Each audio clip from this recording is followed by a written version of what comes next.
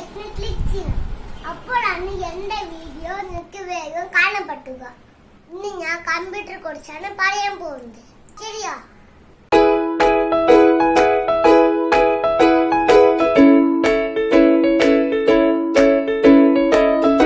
Electronic device ആണ് computer.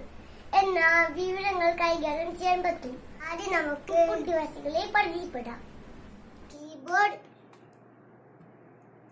Mouse, modem, scanner, joystick, touch screen, microphone.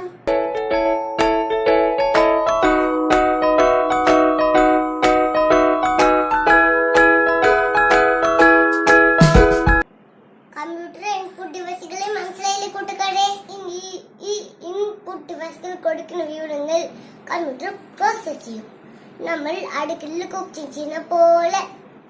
അതിന് use ചെയ്യുന്ന ഉപകരണം CPU, സെൻട്രൽ പ്രോസസിംഗ് യൂണിറ്റ്.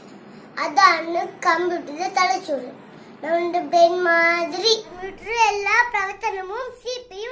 കമ്പ്യൂട്ടറിലെ പ്രധാനപ്പെട്ട സർക്യൂട്ടിന് ക്രമീകരിച്ച സർക്യൂട്ട് ബോർഡാണ് മദർ ബോർഡ്.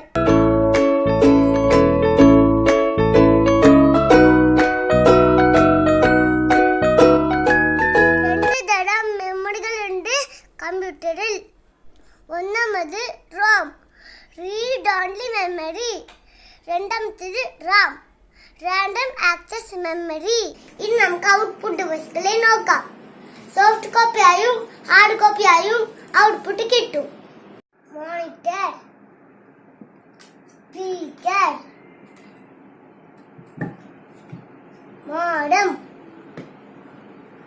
പ്രിന്റർ. കമ്പ്യൂട്ടർ കുറിച്ച് മനസ്സിലായി കൂട്ടുകാരെ? ഞങ്ങൾ വീഡിയോ ഇഷ്ടപ്പെട്ട ലൈക്ക് ചെയ്യണം, കമന്റ് ചെയ്യണം, ഷെയർ ചെയ്യണം,